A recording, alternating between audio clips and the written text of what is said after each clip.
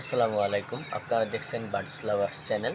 আমি চলে আসলাম আজকে আবারও একটি নতুন ভিডিও নিয়ে। আপনারা দেখতে পাচ্ছেন আমাদের ডায়মন্ড ডাব ঘুঘু পাখিগুলো ডিম নিয়ে বসে আছে।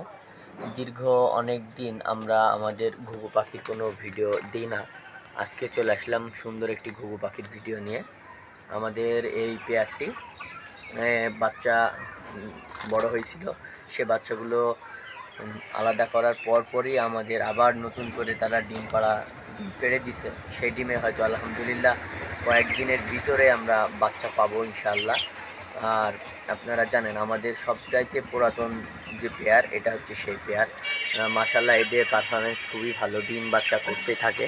আপনারা যদি এদিকে দেখেন আমাদের বাচ্চাগুলা আমরা কয়েকদিন বয়সে মানে 20 থেকে 22 দিন বয়সে আমরা খাঁচা থেকে সরিয়ে নিয়েছিলাম, কারণ ওরা সেলফিড হয়ে গিয়েছিল। খাওয়া দাওয়া খুবই সুন্দর মতো করতেছিল, যার কারণে আমরা ওদের আলাদা করতে বাধ্য হই। আর দেখুন এর মধ্যে ওদের কালারগুলো কি সুন্দর আসতে শুরু করে দিছে, আইরিংও আসতে শুরু করে দিছে। মাশাআল্লাহ, আল্লাহর সৃষ্টি একটি কত সুন্দর। দেখুন আমাদের এই এক পেয়ার যে বাচ্চা আমরা পাইছি আলহামদুলিল্লাহ খুবই সুন্দর হয়েছে। তারা খুব সুন্দরভাবে খাওয়া দাওয়া করে এবং এখানে তারা অনেক কমফোর্ট। আমরা আমাদের যে সেটআপের একদম ফ্রন্ট সাইডে ওদের রাখছি, যার কারণে ওরা সম্পূর্ণ ভিউ দেখতে পায় এবং খুবই আনন্দের সাথে এখানে থাকে।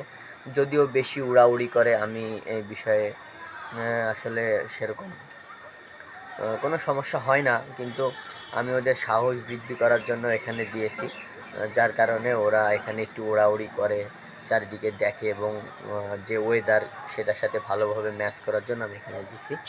আর আপনারা আরও যদি দেখেন আমাদের বাজরিগার পাখি, আপনারা জানেন যে আমরা দুটো বাচ্চা আনছিলাম, সেখান থেকে একটি বাচ্চা অ্যাক্সিডেন্টলি মারা যায় খাঁচার পাশে আটকে, আর এটা বেঁচে আছে। মেল ফিমেল যেটা হবে আমরা পরবর্তীতে বিবেচনা করে এটার জন্য ইনশাল্লাহ পেয়ার নিয়ে আসবো। আর আমরা যে পেয়ারটা আনছিলাম, এই পেয়ারটা মাশাল্লাহ আলহামদুলিল্লাহ খুবই সুন্দর। ওদের বডি কালারগুলো দেখুন, সম্পূর্ণরূপে কালার চলে আসছে। আমি যখন নিয়ে আসি তখন মল্টিংয়ে ছিল। আলহামদুলিল্লাহ আমাদের ফিমেলটা ব্রিডিংয়ে মনে হচ্ছে একটু মুডে আছে, দেখা যাক আল্লাহ কি করেন। এই অতিরিক্ত গরমে যদি ব্রিড না করে, আমি আসলে সেরকম কোনো ফোর্স করব না বা ওষুধও ব্যবহার করব না, তাতে করে আমার পাখির ক্ষতি হয়ে যেতে পারে।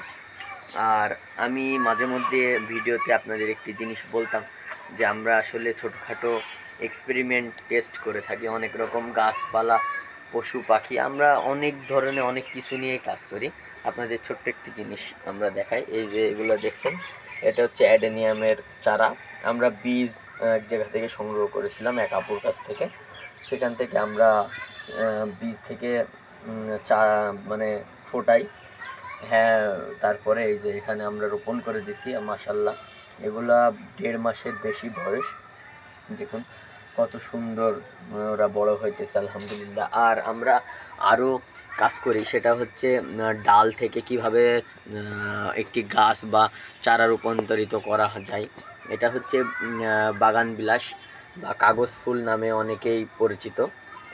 আমার সামনে যে গাছটি থেকে পাতা বের হচ্ছে আপনারা দেখতে পাচ্ছেন, রুটগুলো আপনারা দেখতে পাচ্ছেন কিনা একটু রুটগুলো খুব সুন্দর মতো আসছে। সম্ভবত ক্যামেরায় ভালো মতো আসছে না, কিন্তু রুট মাশাল্লাহ খুব সুন্দর মতো চলে আসছে। আর এটার কালার হচ্ছে ইয়েলো। এটা হচ্ছে ইয়েলো কালার, মানে হলুদ কালার, খুবই সুন্দর একটি ফুল, কাগজ ফুল, এটা হলুদ কালার। আর এখানে এখানে আরও কয়েকটিতে আছে, এটাতে সাদা সাদা এবং লাল মিক্সড। পিছনের ওটা হচ্ছে খুব সুন্দর রেড কালারের, পাশেরটা হচ্ছে পিঙ্ক কালারের, যেগুলা ক্লেমনের বোতলে দেওয়া আছে। এই সাইডে আছে একটি লেমন কালার মানে কমলা, আর ওই পাশের গাছটি অন্য একটি গাছ। আর এই পাশে যে দুটা দেখতে পাচ্ছেন, এটা হচ্ছে হাসনা হেনা। আমরা শুধু ফুল,